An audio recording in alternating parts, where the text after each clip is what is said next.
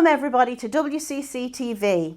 We hope you enjoy your time with us. Please like, subscribe, click on that bell so that you'll receive notifications whenever we're online.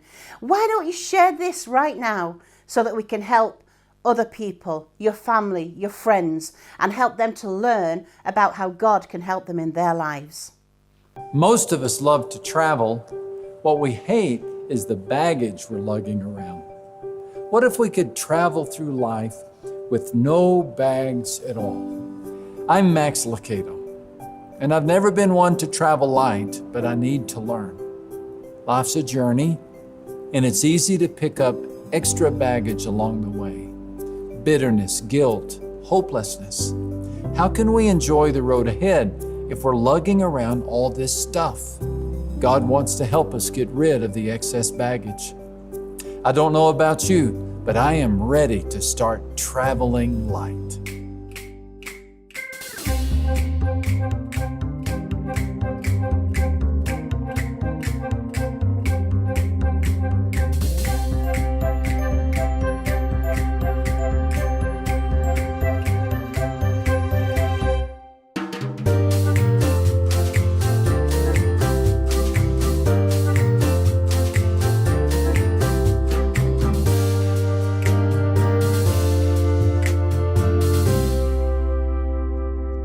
Imagine yourself in a jungle, a dense jungle, a dark jungle.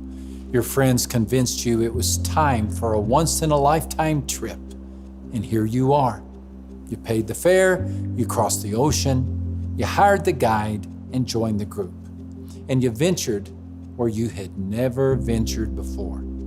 Sound interesting? Let's take it a step farther. Imagine that you are in the jungle, lost and alone. You paused to lace your boot, and when you looked up, no one was near. You took a chance and went to the right. Now you're wondering if the others went to the left. Or did you go to the left and they go right? Either way, one thing's clear. You are alone. And you have been alone for, well, you don't know how long it has been. Your watch was attached to your pack, and your pack is on the shoulder of the nice guy from New Jersey who volunteered to hold it while you tied your boots. You didn't intend for him to walk off with it, but he did. And here you are, stuck in the middle of nowhere. You have a problem. First, you were not made for this place. Drop you in the center of avenues and buildings, and you could sniff your way home. But here in sky-blocking foliage, here in trail-hiding thickets, you are out of your element. You weren't made for this jungle. Sound like fun to you? Me either. Before moving on, let's pause and ask how you would feel. Given such circumstances, what emotions would surface? With what thoughts would you wrestle? Fear? Of course you would. Anxiety, to say the least. Anger? I could understand that. You'd like to get your hands on those folks who convinced you to take this trip. But most of all, what about hopelessness? No idea where to turn, no hunch what to do. Who could blame you for sitting on a log? Better check for snakes first. Burying your face in your hands and thinking, I'll never get out of here. You have no direction, no equipment, no hope. Can you freeze frame that emotion for a moment? Can you sense for just a second how it feels to be out of your element, out of solutions, out of ideas and energy? Can you imagine for just a moment how it feels to be out of hope? If you can relate to many people in this world. For many people, life is a jungle. Not a jungle of trees and beasts. If only it were so simple. If only our jungles could be cut with a machete, or our adversaries trapped in a cage. But our jungles are comprised of the thicker thickets of failing health and broken hearts and empty wallets. Our forests are framed with hospital walls and divorce courts. We don't hear the screeching of birds or the roaring of lions, but we do hear the complaints of neighbors and the demands of bosses. Our predators are our creditors, and the brush that surrounds us is the rush that exhausts us. It's a jungle out there. And for some, even for many, hope is in short supply. Hopelessness is an odd bag. Unlike the others, it isn't full. It is empty, and its emptiness creates the burden. Unzip the top and examine all the pockets. Turn it upside down and shake it hard. The bag of hopelessness is painfully empty. Not a very pretty picture, is it? Let's see if we can brighten it up. We've imagined the emotions of being lost. You think we can do the same with being rescued? What would it take to restore your hope? What would you need to re-energize your journey? Though the answers are abundant, 3 come quickly to mind. The first would be a person, not just any person. You don't need someone who is equally confused. You need someone who knows the way out. And from him, you need some vision. That's number 2. You need someone to lift your spirits. You need someone to look you in the face and say, this isn't the end. Don't give up. There's a place better than this, and I'll lead you there. And perhaps most important, you need direction. If you have only a person, but no renewed vision, all you have is company. If he has a vision, but no direction, you have a dreamer for company. But if you have a person with direction who can take you from this place to the right place, then you have one who can restore your hope. You have a rescuer. Do you have a rescuer in mind? I do. And to use the psalmist David's words, he restores my soul. Our shepherd majors in restoring hope to the soul. Whether you are a lamb lost on a craggy ledge or a city slicker alone in a deep jungle, everything changes when your rescuer appears. Your loneliness diminishes because you have fellowship. Your despair decreases because you have vision. Your confusion begins to lift because you have direction. The trees still eclipse the sky. The thorns still cut the skin. Animals lurk and rodents scurry. The jungle is still a jungle. It hasn't changed, but you have. You have changed because you have hope, and you have hope because you have met someone who can lead you out. That's the impact our shepherd has on us when we trust in him. We may not start life with a lot of baggage, but the older we get, the more we seem to pick up along the way. Of course, not everyone carries such a heavy load. In the Bible, we see that some of these light travelers were the people Jesus enjoyed the most. They weren't encumbered by political pursuits or theological debates or high taxes. For them, life was simpler. Trust came easy.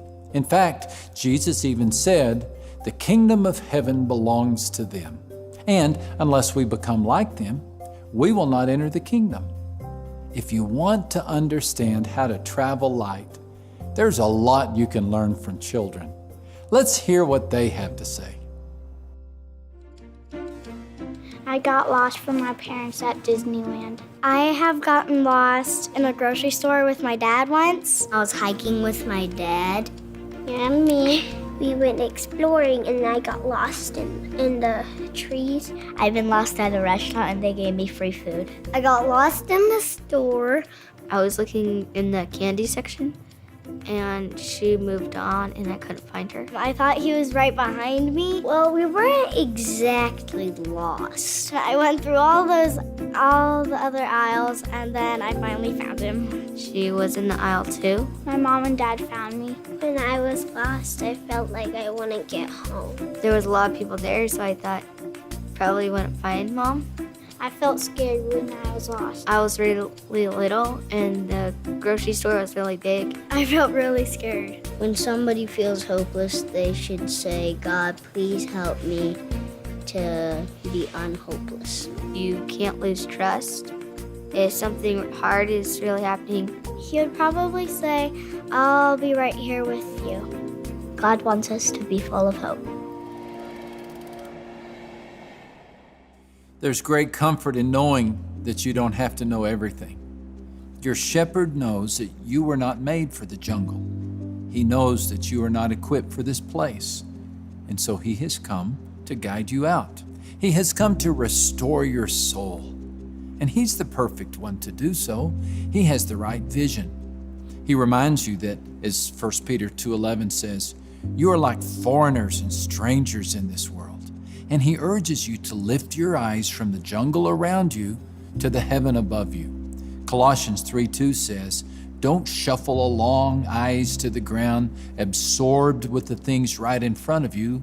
Look up and be alert to what is going on around Christ.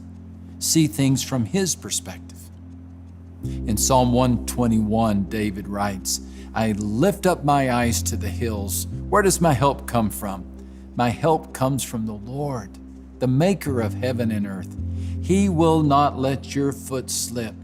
He who watches over you will not slumber. The Lord watches over you. The sun will not harm you by day, nor the moon by night. The Lord will keep you from all harm. He will watch over your life. God, your rescuer, has the right vision. He also has the right direction. He made the boldest claim in the history of man when he declared, I am the way. People wondered if the claim was accurate. He answered their questions by cutting a path through the underbrush of sin and death and escaping alive. He's the only one who ever did, and he's the only one who can help you and me do the same. He has the right vision. He has seen the homeland. He has the right directions. He has cut the path. But most of all, he is the right person, for he is our God.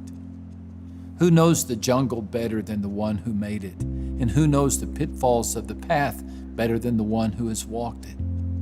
There is a story I like to tell about a man on an African safari deep in the jungle. The guide before him had a machete and was whacking away the tall weeds and thick underbrush. The traveler, wearied and hot, asked in frustration, where are we? Do you know where you're taking me? Where is the path? The seasoned guide stopped and looked back at the man and replied, I am the path. We ask the same questions, don't we? We ask God, where are you taking me? Where is the path? And he, like the guide, doesn't tell us. Oh, he may give us a hint or two, but that's all. If he did, would we understand? Would we comprehend our location? No. Like the traveler, we are unacquainted with this jungle. So rather than give us an answer, Jesus gives us a far greater gift. He gives us himself. Does he remove the jungle? No. The vegetation is still thick. Does he purge the predators? No. Danger still lurks. Jesus doesn't give hope by changing the jungle. He restores our hope by giving us himself. And he promises to stay until the very end. In Matthew 28:20, Jesus said, I am with you always, to the very end of the age. We need that reminder. We all need that reminder, for all of us need hope. Some of you don't need it right now. Your jungle has become a meadow and your journey a delight. If such is the case, congratulations. But remember, we do not know what tomorrow holds. We do not know where this road will lead. You may be one turn from a cemetery, from a hospital bed, from an empty house. You may be a bend in the road from a jungle. And though you don't need your hope restored today, you may tomorrow. And you need to know your rescuer is right there with you. Or perhaps you do need hope today. You know you were not made for this place. You know you are not equipped. You want someone to lead you out. If so, call out for your shepherd. He knows your voice, and he's just waiting for your request.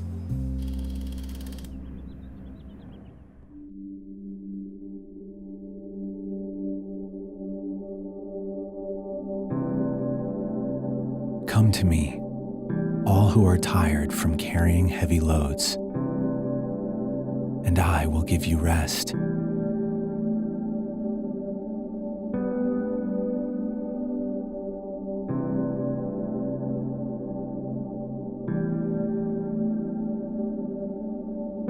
Place my yoke over your shoulders and learn from me, because I am gentle and humble, Then you will find rest for your soul.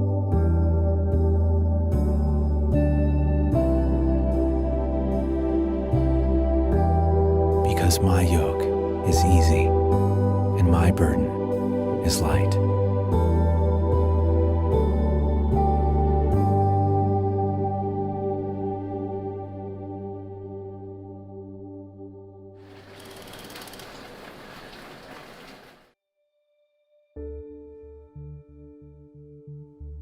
When I was 25, I noticed all these feelings inside of me that I knew weren't right. I later found out they were panic attacks. At first, I stopped going to restaurants. Then I stopped going to the movie theater. Then I couldn't stand in line at the grocery store. So it shrunk my world into my house and my work, 2 safe zones. I couldn't go outside of those 2 places.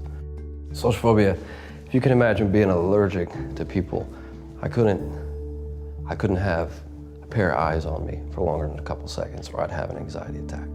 It got that bad. I couldn't call anyone, so my family disappeared because I didn't talk to them. I couldn't go to their house. There was no friends. It got to where it was just me. And I realized that my world had stopped. What do? You turn to things that you think might help you. So in my case, I turned to alcohol. I didn't do it to become an alcoholic. I didn't do it just to party. I did it because I couldn't be around people. I couldn't go outside of my house without a shot. And then I started using prescription drugs. I mean, the doctor prescribed it, so it's gotta be okay, right? But then I found out that the answer quickly became a problem. I feel like I was a mistake. Why was I suffering so bad? Why couldn't I leave my house? Why couldn't I talk to people? I wanted to be normal again. Instead, I was given a black bag, change of clothes, and a book. And I was dropped off downtown. Not at a homeless shelter, just downtown. And I saw the blue Eclipse drive off. When I saw it drive off, I saw my world going with it. I stood there, and I laid there, and I slept there for 2 days.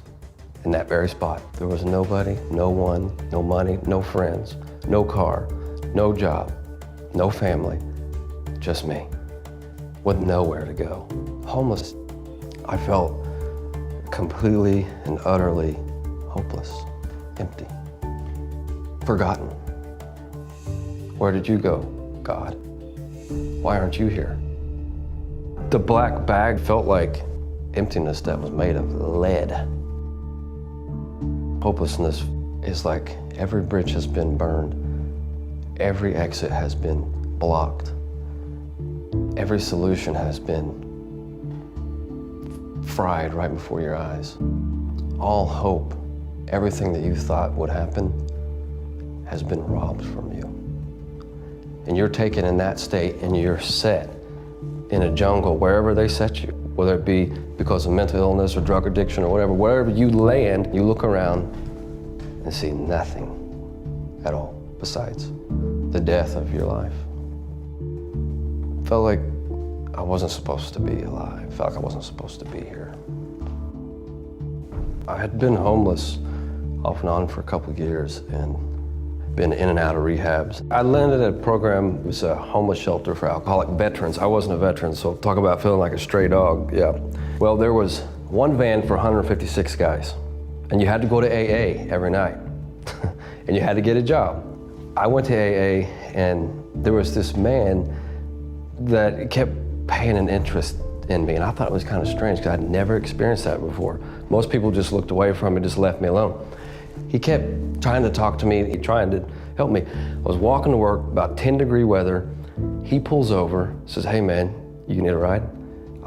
You look cold." So I got in the car, he took me to his house.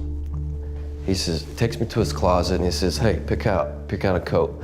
I pick out the worn, beaten jersey hoodie.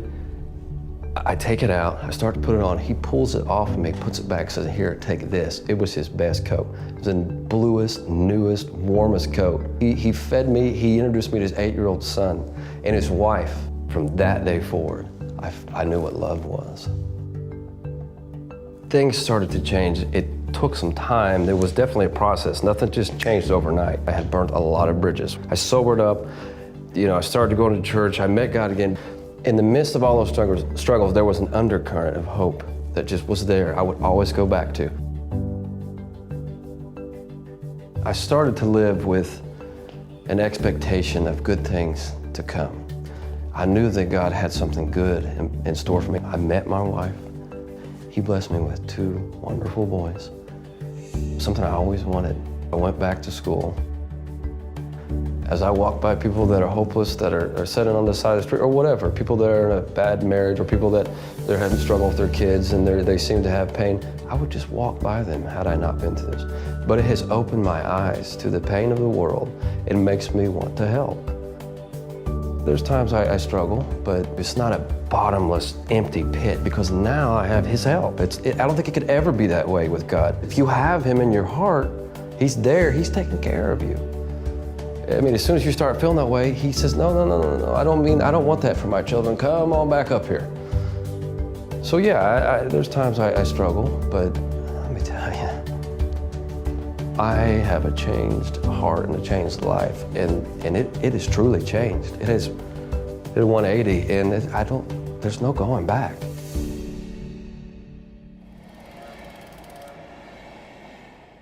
Even when you feel alone, you are never really alone.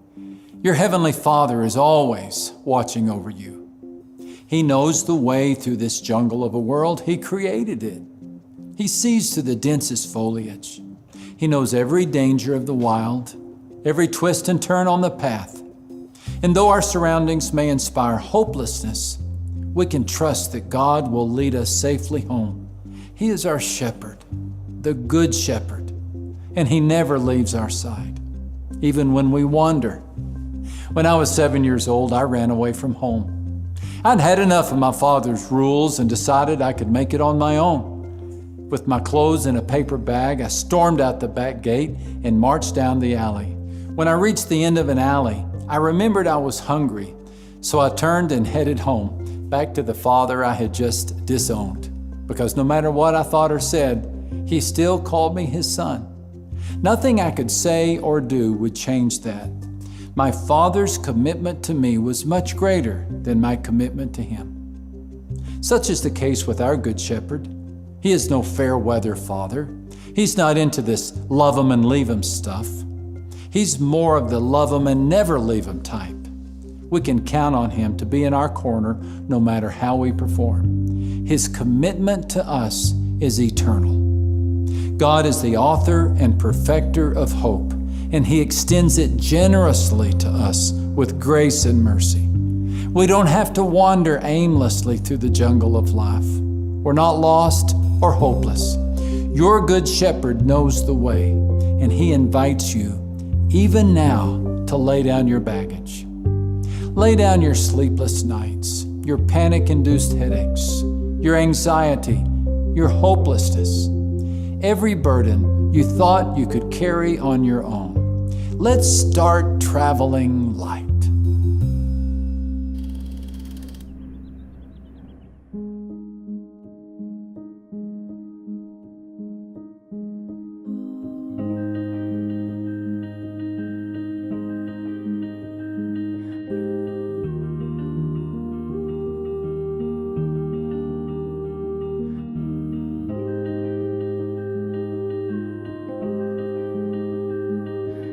The Lord is my shepherd. I shall not want. He makes me to lie down in green pastures. He leads me beside the still waters.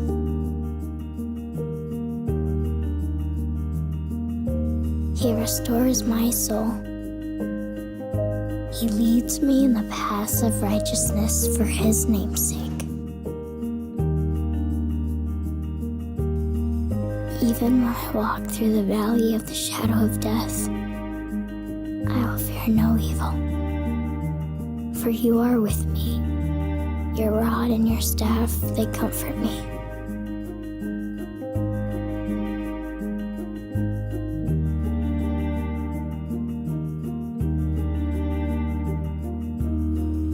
You prepare a table before me in the presence of my enemies.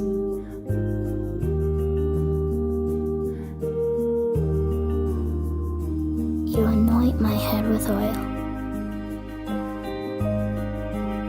My cup runs over.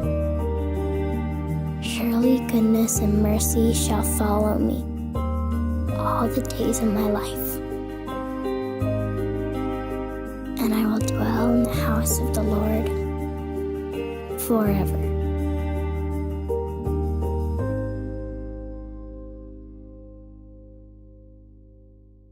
Remember Psalm 23. My Lord is my shepherd. The Lord is my shepherd. I shall not want. He makes me lie down in green pastures. He leads me beside the still waters. He restores my soul. He leads me in paths of righteousness through it. He leads me in paths. He leads me. He leads me in paths of righteousness for his name's sake. Finally! There we go. Nailed it. Yea, though I walk through the valley of the shadow and death. Yea, though I walk through the shadow.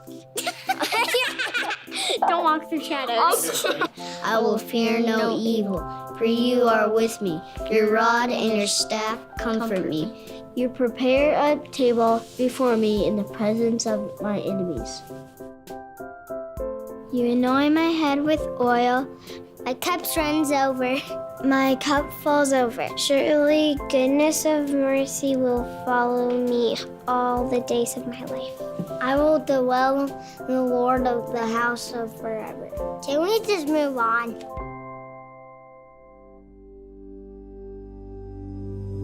The path of righteousness is a narrow, winding trail up a steep hill. At the top of the hill is a cross. At the base of the cross are bags, countless bags full of innumerable sins. Calvary is the compost pile for guilt. Would you like to leave yours there as well?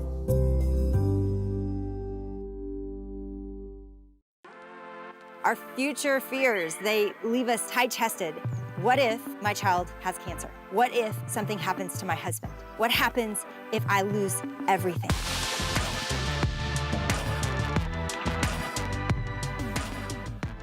Those of us who believe in Jesus, we are what-ifing ourselves to death.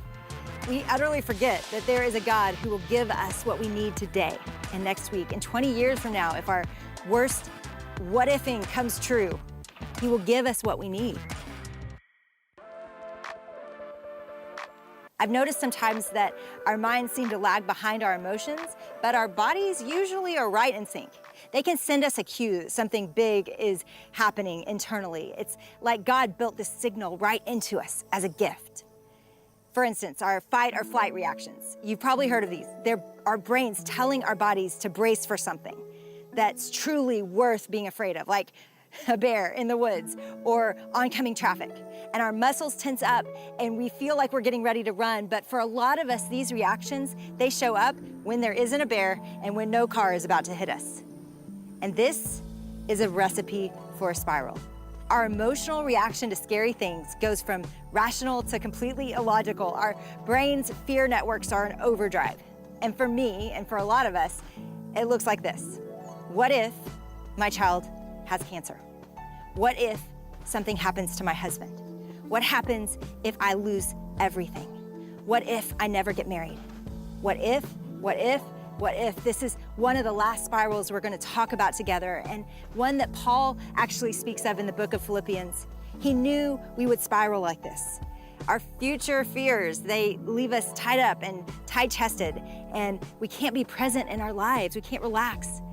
We utterly forget that there is a God who will give us what we need today and next week. And 20 years from now, if our worst what-ifing comes true, He will give us what we need. And yet, those of us who believe in Jesus, we are what-ifing ourselves to death. But there is a better way, because we have a choice, and the enemy tells us this lie. You cannot trust God to take care of your tomorrows. But the truth is, God is in control of every day of our lives. Do not be anxious about anything, but in every situation, by prayer and petition with thanksgiving, present your request to God, and the peace of God, which transcends all understanding, it will guard your hearts and your minds in Christ Jesus. And then he says this, finally, brothers, sisters, whatever is true, whatever is noble, whatever is right, whatever is pure, whatever is lovely, whatever is admirable, if anything is excellent or praiseworthy, think about these things. So these instructions, do not be anxious about anything. I mean, Paul, come on. When he wrote these words, though, he was in prison. If anybody has a right to say this, there was a death sentence over his head. So he actually has a right to say something like that. And he meant it because he knew it was possible for one simple reason, that this earth is not our home and that our home is completely secure with him in heaven. So if death is not something that we have to be afraid of, what exactly do we have to be afraid of? If God can meet and solve the greatest fear of mankind, what smaller fear can't he solve? He will resolve, in the end, every problem that we will face here. Paul wrote in confidence of this truth. And then he gave us clear guidance for ridding ourselves of those anxious thoughts. He says, number one, choose to be grateful. Choose to live grateful. The book of Philippians, it's interesting, is just an entire book about joy, about rejoicing, about gratitude. It's about a perspective that's completely different than the world. And then number two, he says, choose to think about what is lovely and excellent and true. What's true? Isn't that awesome? Not only are we interrupting a thought and realizing that we have a choice, but that choice can shift us to a place where we actually dwell on something else. What is true? What is right? What is lovely? What is pure? What is it? I'll tell you what reflects every one of those words in the most perfect form. It's Christ. That we dwell on Christ because we have been given the mind of Christ and the power of Christ. It's incredible that we have been given truth. My friend Christina is a cognitive behavioral specialist. And what that means is that she thinks about thoughts a lot. And she helps people retrain their mind and their behaviors and their thoughts. And when she was studying, she learned that the study of psychology was actually taken out of the study of theology. And at that time, there was a great divide. And people that wanted to study God went in one direction, and people that wanted to study the mind and psychology went in a different direction. Now, what struck me as interesting is that that division is still there. A lot of times, there's one camp that doesn't trust the other camp and vice versa. But this counselor, she's a strong believer. And in all her years of training in neurology and specializing in these topics, she told me that when I look under the hood, I think this is the power of God, that our minds are created the way that our bodies are created, the way that our spirits are created, and we don't have to separate it so much. And the same counselor that I was talking to, she blew my mind with something. She said, there's really only 3 fundamental lies that all of us believe. The first one is, I am helpless. The second one is, I am unlovable. And the last one is, I am worthless. And I stopped her right there and I hit the table. I was like, you are kidding me. I feel like I have hundreds of lies in my head on a given day. And she said, actually, I've seen a lot of people over the years and no one has come outside of these 3 categories. Not one of them. Isn't that crazy? So we're gonna camp here for just a minute, and here's why. Because if you can start to name your lie, I think you're gonna be able to figure out the truth. So I want to focus on this. Whatever is true, think on these things. Out of all the awesome words Paul gave us to think on in Philippians 4, I want to focus on this one. Whatever is true. If we master all those other words, by the way, we would be doing amazing. But if we could just master this one, I believe it could change our lives. Whatever is true, whatever is real. Because how many of us spin out and spiral out on things that are completely pretend? In the book of John, there's an incredible description of the enemy. Jesus is frustrated because there's all kinds of confusion around who he is and what he's doing. And he says this, if God were your father, you would love me, for I came from God and I am here. I'm not here of my own accord, but he sent me. Why do you not understand what I say? It is because you cannot bear to hear my word. You are of your father, the devil, and your will is to do your father's desires. He was a murderer from the beginning, and he does not stand in the truth, because there is no truth in him. When he lies, he speaks out of his own character, for he is a liar and the father of lies. As I prayed for all of you today, I thought about this passage and what I want to leave you with. How are we going to fight these lies over and over again? Now, my friend that's a counselor I was talking to, most of her clients are under the age of 13. I mean, can you imagine?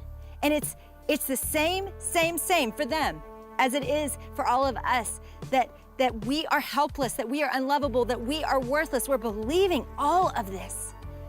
They are believing, these young girls, all of this. And frankly, thinking about this, it makes me mad. It's because the enemy is coming for us, for the church, doing the same things to all of us. And I know that many of you have believed these lies. In fact, these lies have begun to define your life. In fact, you barely even know that they're lies. You have believed them for so long. When I was struggling with doubt, and in that season, I met a great friend who wanted to pray for me. And she said, first we have to know what your lie is. What is it that you are believing that isn't true? I want you to figure that out. I want you to name it. I want you to do the same thing in your own mind. I want you to think for just a minute, what is the lie that you're believing? I want you to go back to childhood. Maybe it was something that someone said or did that pulled this rug out from under you, this freedom out from under you. And they convinced you that you're helpless, that you're unlovable, or that you're worthless. And this should tick us off, that we are all stuck in these same lies for so long. For me, I thought of something in my childhood that convinced me that because so much was expected of me, the only way I could ever be loved was that if I achieved and achieved and achieved. And even if that achievement was out of my control, I still had to find a way to do it. And so my friend said, Jennie, I want you to go back to that moment and I want you to think about what shifted. What did you believe after that? What did you believe before that? She was annoying and ruthless. She said, I want you to say it out loud. I want you to give it a name. And I was like, I don't know. I was bugged. But she wanted me to say what it was. And so finally I came out with it. And honestly, I think I knew what it was. I just think I was ashamed to say it out loud. Like it was the dark secret inside of me that I didn't even want to admit to myself. And I said, I believed I am nothing, which I don't know is probably some version of all of them, that I'm invisible. Not even the people that love me see me. This was a few months ago, and I'm remembering 7th grade, and it comes right back. I can think of where I was and what was said. I can think of it because it marked me and it shifted things for me. And I cannot send you out of here without recognizing and encouraging you that all hell is coming against you, but there is still hope. And some of you have never named the thing that is holding you bondage out loud. Some of you have never said it. Yet it is something that we have got to root out. And God is in the business of dealing with these lies, because God is only truth. The enemy is only a liar and God is only truthful. Who do we belong to? Our Father is not the devil, so we do not believe his lies. No more. So this is how this is going to go. This is how we're going to fight. The first way we're going to do it is we're going to name the lie. What is the lie that you're believing? My fear was that I would just disintegrate. Poof. Everything. My life, everything that I've done, everything that I care about, that it would just disappear. That it would mean nothing. But I tell you this because I'm asking you to do the same thing. I want you to name it. What is the lie you have believed? And when did you start believing it? So, I am helpless, I'm worthless, I'm unlovable. What is the lie you're believing? And if you go into the study book, you're gonna find this chart. And it matters because it's this final weapon that you're gonna take with you to fight the thoughts that are taking us captive. And I want you to write that lie out. I want you to just write it down. And then in the next box, it's gonna ask you about the truth. What is the truth? What does God say about that? Is it true? And then at the end of all of processing that, you're gonna be asked the important question, and this is really what it all comes down to, is what are you gonna choose? Are you gonna believe God or are you gonna believe the lie? And ultimately, that's what this comes down to. What are we going to choose? Scripture is so kind because it shows us how to fight. It teaches us about prayer. It teaches us about community and our need for it. It teaches us about local church and how we can't live without it. It teaches us about this book that can fight like a sword. Scripture says it is powerful, it is active, it is living, and it can pierce marrow and bone. It can change us. It can change us.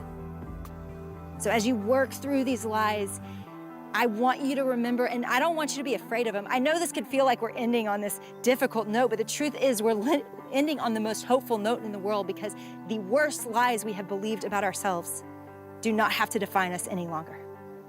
That our mind can shift to a truth that will not ever go away, that will define us and mark us, because there is no greater love than the love of God. And it is true, and it is real, and it is beautiful, and it is lovely, and it is our go-to when we feel like we cannot lift up and out. So we take it to God and we ask God, what do you say about this thought? And you bring it to your people, and you bring it to your community, and you say, here's a place I've been stuck in my mind for a week or a month or a year. And then here's the powerful part. You make a choice. You decide, am I going to believe God, or am I going to believe this lie? I think most of you are probably pretty good with the naming the lie and figuring out the truth part. But I think the choice to quit believing the lie, that's where we've got to get brave and courageous and fight harder. But if we do, it's going to invade every part of our lives, because that's how God is. We pull out every weapon we know, prayer, fasting, scripture, community, you name it.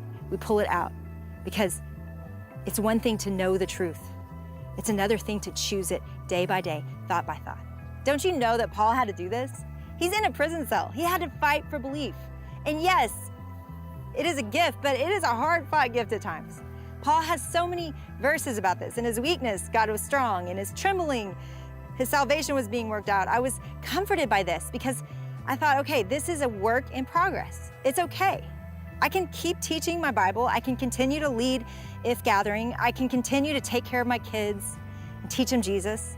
I can do this because because he is that good, because he is that powerful, because he sent his son Jesus to die for the fact that I would doubt. We've got to celebrate that. We've got to preach that to each other, pray and fight to believe God together. I want you to put your hands on each other, and I want you to pray for each other. I want you to fight for them like you love them, like you know that the devil is coming for them. We're better at fighting for each other than we are for ourselves a lot of times, and we need each other. Preach to each other. For God so loved the world that he gave his only son. And that was enough to cover whatever lie that you're believing. His blood was enough to cover any lie that you have believed, even if it's been for decades. But we are not children of the devil. We need to quit living like it, acting like it, and thinking like it. We are children of God, and we believe our God and what he says in this book, that he is coming for us, that he has prepared a place for us, that he is seated in heaven, and yet changing and indwelling our souls too. This is who we believe in. This is who gets a say over who we are. We are loved, this book says. We were worth dying for. We have choices. He has empowered us and given us his spirit, given us a choice, a way out. The way that I fight my doubt regularly, the way I fight my discontentment, the way I fight to be single-minded is that I remember that we are not here for very long. We're here for a second compared to eternity. I remember that God is real. I remember that he is coming. I remember that he loves me. And there's this drum, and it's getting louder. He will come again. We will see it happen on this earth. And not only do you have all the weapons that we've talked about, you have the mind of Christ.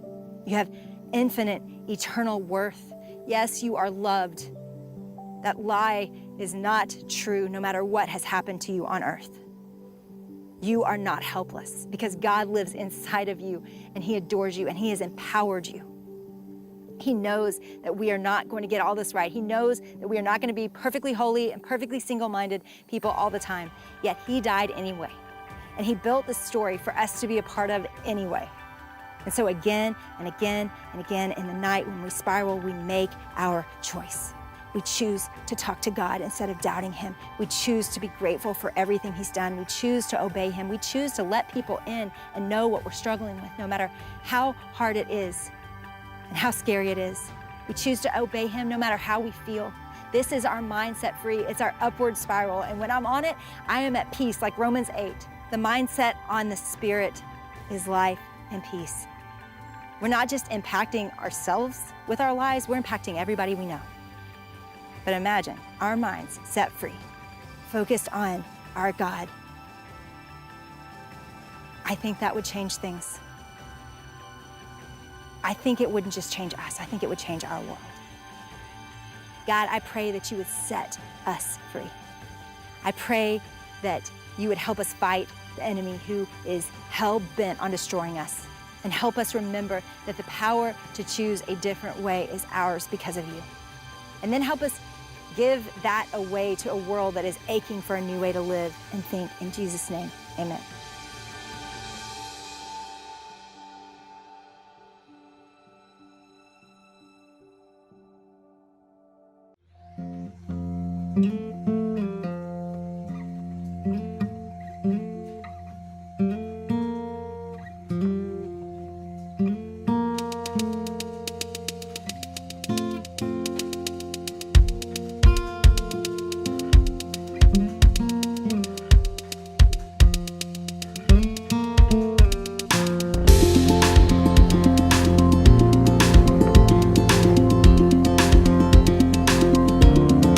So Pete, here we are, 4 sessions into the prayer course. We've talked just over these sessions about a lot of great stories of answered prayers, but the truth is that it's not always that simple, is it? It's certainly not.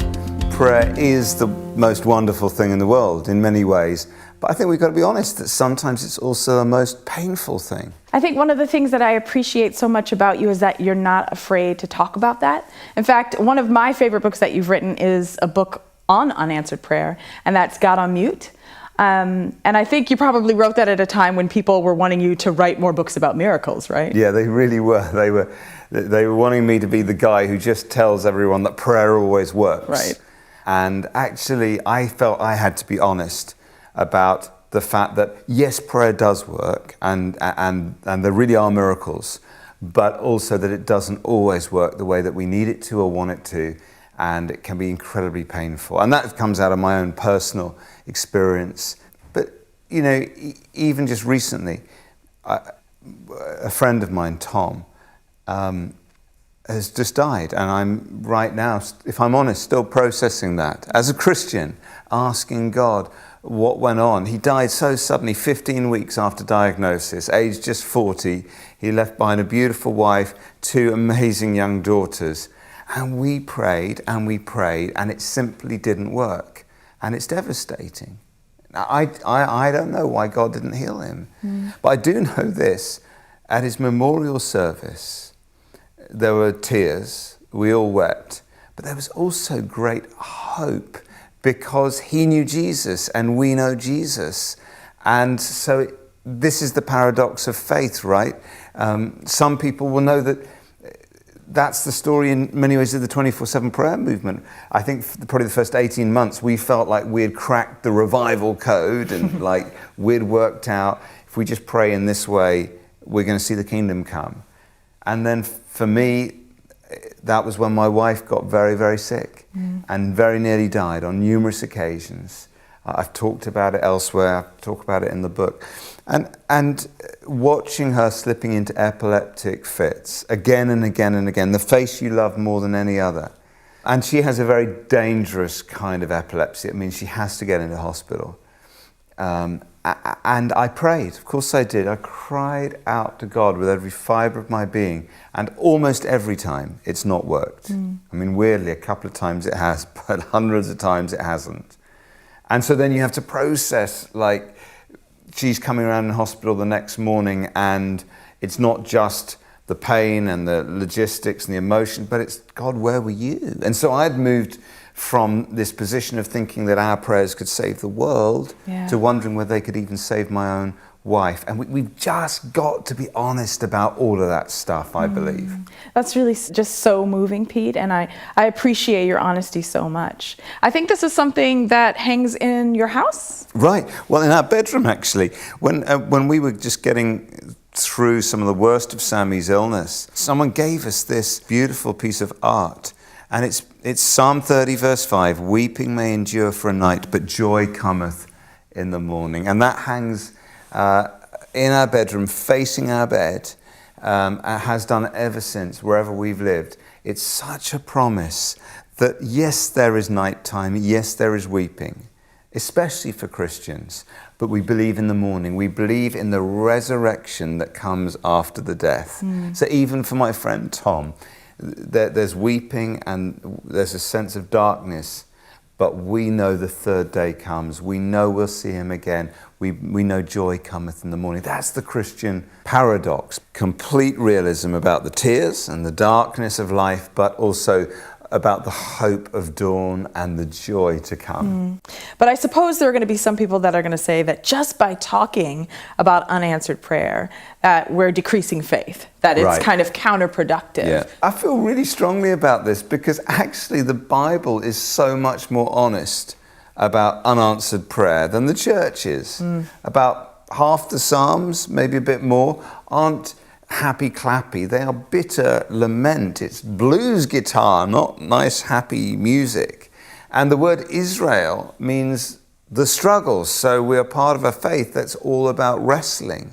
And Jesus himself said, in this world you will have trouble. And we don't put a nice filter on that on Instagram, you know. It's one of those ones we kind of avoid. And then talking of Jesus, he himself lives with unanswered prayer to this day because he prayed that his church would be united. And the last time I checked, that's not happened. The church is bitterly divided.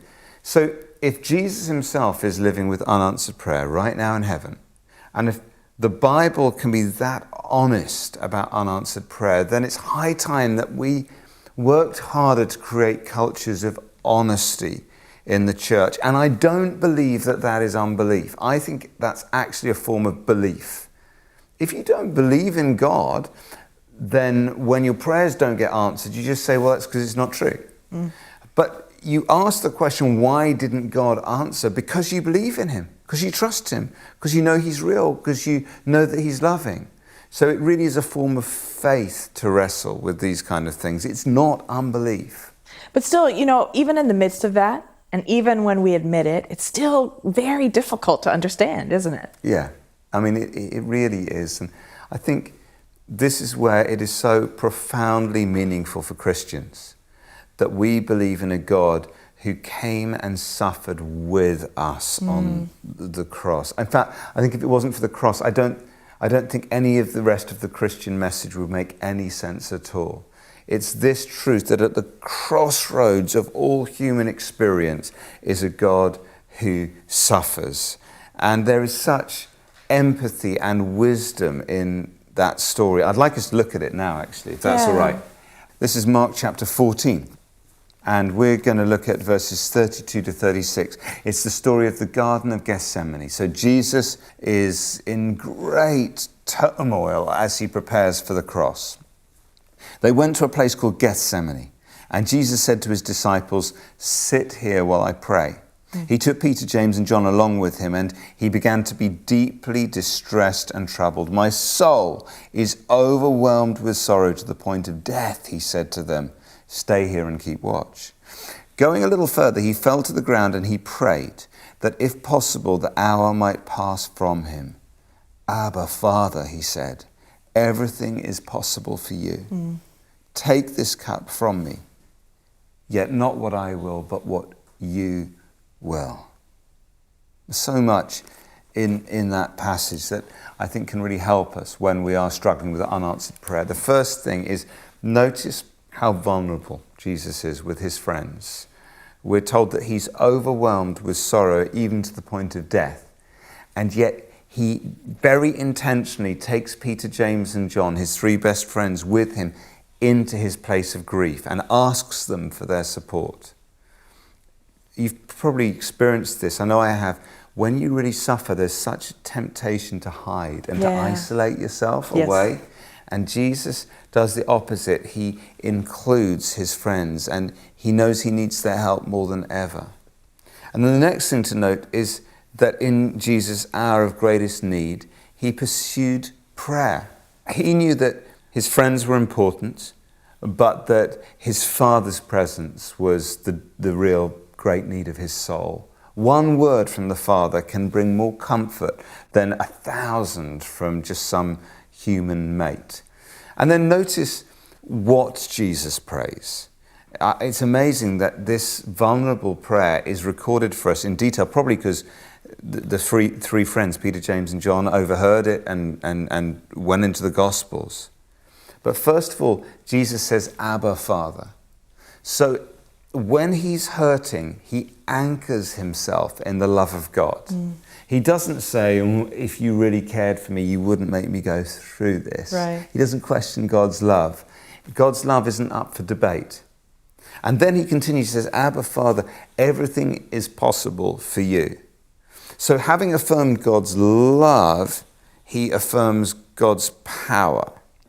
In my own life, I know that when I'm scared, when I'm suffering, when I'm hurting, there is a temptation to question God's love. Do you really love me? Why am I suffering? But the other one is sometimes to question God's power, is to downgrade God's power and say, well, I guess this is just too difficult for you, or you can't do that. And Jesus doesn't do that. There's an old Hebrew saying that says, God is not a kindly old uncle, he's an earthquake. And I think Love that. Yeah, it's good, isn't it? Because there's problems, I'm sure, in your life like mine, that a kindly old uncle can only smile at. Right. But an earthquake maybe could shake it. Yeah. So affirm God's love and God's power. And then the next phrase in the prayer is one of the most surprising bits of the whole Bible. Because Jesus says, take this cup from me. In other words, Jesus is saying, I don't want to die. I don't want to suffer. I don't want to be the guy on 1,000 stained glass windows on the cross. Jesus is praying unbiblically. He's gone off message, off piste. It's radical honesty and vulnerability. And it is essential that we are honest when we are hurting and scared and suffering. And Jesus shows us the way to do that. To be honest with our friends and to be honest with God himself. Yeah. This is so helpful, Pete. But is it okay if I ask you a tough question? Of course. So you said that God is our Abba Father, right? He's all loving, and that everything is possible for him, which means he's all powerful. A lot of people are going to be thinking right now, if God is all loving, if he's all powerful, then why doesn't he stop people from suffering? Okay, so you do know you've probably just asked the hardest theological question of them all. The theologians call it Theodicy. And there aren't many easy answers. But I have found it helpful to think in terms of three things: God's world, God's war, and God's will. So first of all, God's world. Some prayers aren't answered because it's just the way that God's made the world to work. And Christians aren't immune from the laws of nature, the laws of science. For example, on our wedding day, it poured with rain. It wasn't exactly what Sammy and I had been dreaming of. But actually, if every single couple who prayed for a sunny wedding day got it, there'd be drought in the land. There must be some farmer somewhere who's praying for it to rain. So there's just laws that make the world work for the vast majority of people, the vast majority of time, and we're part of that system. And C.S. Lewis talks about this. He says that God can and does on occasions modify the behavior of matter and produce what we call miracles is part of Christian faith. But the very concept of a common and therefore stable world demands that these occasions should be extremely rare. If God just does miracles all the time, the world's not going to work. Okay, I got that. So I drop a brick on my toe, but it doesn't float just because God loves me. Exactly. And then there's the next one. So that's God's world. The next one is God's war. The Bible teaches, and most people on earth believe, that we are in a spiritual battle. There is a vicious enemy, and as Christians, we are often targeted. And therefore, some prayers aren't answered because there is an enemy. Satan is actively and successfully opposing the will of God, and it can hurt quite literally like hell. And we are going to look at this in a whole session of its own on spiritual warfare in the final session of this course. Okay, but I kind of have like a million questions right now. Yeah, I get that, I know. I promise we will come on to those. Can we just park the spiritual warfare thing for a minute? Okay, so we had God's world, God's war, And then there's God's will. The third reason for unanswered prayer is not the laws of nature opposing our prayers and not Satan opposing them, but sometimes it's God who is opposing our prayers, who's saying no to them. And that can be relatively straightforward, actually, sometimes, just because God knows best. And in his love, he says no, and then we look back and we realize why. Like, I'm really glad that many of my prayers haven't been answered. Otherwise, I'd probably have grown up to marry a Spice Girl and to work in a zoo. That was my dream in my teenage years. But obviously, there are other prayers that God says no to that we just don't understand. And I've just talked about my own grief right now, processing my friend Tom's death. And that's one of those things I just have to choose to trust, even though I don't understand. Yeah. You mentioned earlier about Jesus promising us trouble, and I think we'd all say that we've definitely experienced that. But have you got any practical advice for us? I think we all have those times when we just feel like God is a million miles away.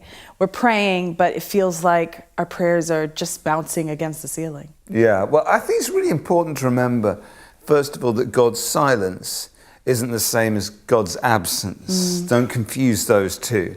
Just because your prayers aren't working, or maybe God seems distant, it doesn't actually mean that he's far away, because he's actually promised in the Bible, I will never leave you, Poppy. I will never forsake you. Often, like with new Christians, it's like we can see God, we can feel him, it's like super easy. And then there come seasons in our life where we can't see him the way we once did. We can't feel him. We can't hear him the way we once did. Yeah. And it's not that he's abandoned us. It's that he's trying to mature us into something new. He's present, but he's allowing us to kind of grow into new maturity. I think it was St. John of the Cross that talked about the dark night of the soul. Yeah, that's exactly right. Those are times when God seems to withdraw from us and immerses us in spiritual darkness. And yet those are oftentimes of great spiritual growth and faith. There's like a bloody-mindedness to true Christian discipleship. You see it in many of the great biblical heroes. One of my favorite examples is Shadrach, Meshach, and Abednego, you know, the story of Daniel and the lion's den and all that. And there's this humorous moment, really, where Nebuchadnezzar says, like, if you don't bow down to my idols, I'm going to throw you in the fiery furnace. And they say to him, the God we follow can save us and will save us from your fire, O king. So that's real faith. It's like this defiant statement, right? And then they go, but even if he doesn't save us, we still won't bow down. So what is that? I think what that is faithfulness, right? Faith is, I trust God. He can do it. He can do miracles. He can answer my prayers. Faithfulness is, but even if he doesn't, I'm still going to follow and trust. And it's like when our prayers don't work and we're still true, our faith fills up. It becomes full faithfulness. It's like faith is God's gift to us, and then faithfulness is our gift back to God. It's those times when our prayers don't work and we're still true to him. Yeah. That is actually when we grow in character. So, Poppy, do you know, I bet you know some old man, old woman who's like been a Christian for years, gone through really hard times, but they just have this amazing trust and joy in life. Yes, absolutely. Right? And those are the people we all want to grow up and be like. And their story is never, I've had an easy life. It's always, I've had a hard life, but I've learned to trust God. And they often have this real simplicity. It's that bloody-mindedness, it's that faithfulness, that's the filling up of faith. And it's been true to God even when it doesn't make sense. If our prayers were always answered, then faith is just a logical thing to do. But when it doesn't seem sensible, when our prayers aren't working but we're still true, that's faithfulness. I think, though, that's really challenging, though, right? And also maybe a little exciting, right? Because it feels like there's an objective, like there's some place that God is trying to take us. Yeah, exactly. The Apostle Paul says this amazing thing. He says that we can glory in our sufferings because we know that suffering produces perseverance, perseverance, character, and character, hope. And then he says, and hope does not put us to shame, because God's love has been poured into our hearts. Isn't that beautiful? So good. Even in the middle of suffering, we can know the hope that comes from God's love. And we always want God to airlift us out of our problems, right? That's a miracle. That's an answer to prayer. Yes, please, Lord. Right. And sometimes he does it. Yeah. But more often he parachutes in and he joins us in the midst of the trouble and the problem. That's been my experience, definitely, with Sammy's illness. He's often come very close to us in sometimes the scariest times. And so I'm learning to ask the question of God, where, not why. I find when I say to God, why did this happen? Why? He doesn't really answer me very much. But when I say, where are you in this situation? He always answers. And when we come to God with that question, where are you? We start to experience his presence even when we're going through hard times and disappointment. Yeah, that's really, really so helpful. Where, not why. Yeah. Parachutes, not airlifts. Right. God's world, God's war, and God's will. Faith and faithfulness. And you know, there's this one last little thing that helps link together both our understanding of God's will and Christ's prayer in the Garden of Gethsemane, where he utters that great prayer of relinquishment, where he says at the end, not my will, but your will be done. And that's the hardest prayer anyone can ever pray. When we're in those situations and we're scared and we're hurting and God doesn't seem to be answering our prayers the way we want or maybe even need, and we come to that place of saying, not my will, but yours be done. It's a prayer of relinquishment. It's a dark kind of trust. You know, every fiber of your being wants God to just parachute in and rescue you, but you just say, I'm going to trust you regardless. When Sammy went into the MRI scanner, completely alone, couldn't even take her wedding ring in, she was so scared that she just puked everywhere. And then it's like, how do you prepare as a Christian? How do you prepare to go back into that? That's the valley of the shadow of death for her. Yeah. Right. And what she did was she memorized Psalm 91. It's quite a long psalm, but it's all about God being with us and his promise of hope and life. And so they you know, when they put you into the tube, they say, do you want the radio on? Trust me, when you're in the valley of the shadow of death, you do not want like Britney Spears in there with you. Right. Right. So she just recited Psalm 91. And she came out of that and she said, Pete, I experienced the presence of God in there with me. I didn't feel alone. Even there, you couldn't be there, but he was there with me. And that's the good news that we have in Jesus, that he is with us always. His silence, remember, is not his absence. And even when we don't understand, we can still trust. That's so, so good. I feel like this episode is really important. It's really important to acknowledge that there are people out there right now who are just hurting. I hope that this session has given people some answers in their heads, like some of the questions. It's important to think about that stuff. But the most important thing is that people find some of God's presence in their hearts, and people are going through really hard times. So as we finish with this prayer, let's do that. Let's pray the actual prayer of Jesus in Gethsemane. And I'm aware that for some people watching this is a darker kind of trust. Yeah. But yeah, let's pray. Let's do it. Abba, Father, everything is possible for you, God. I thank you so much, God, that you love me so deeply, especially when I'm hurting, and that you have the power to answer my prayers. God, there's so many times that I want to pray this prayer, take this cup from me. I don't want to suffer.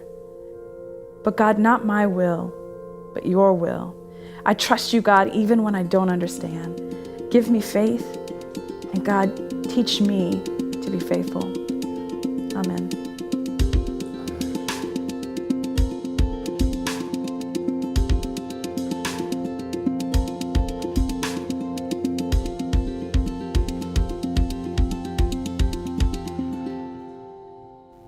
Thank you everybody for joining us on WCC TV.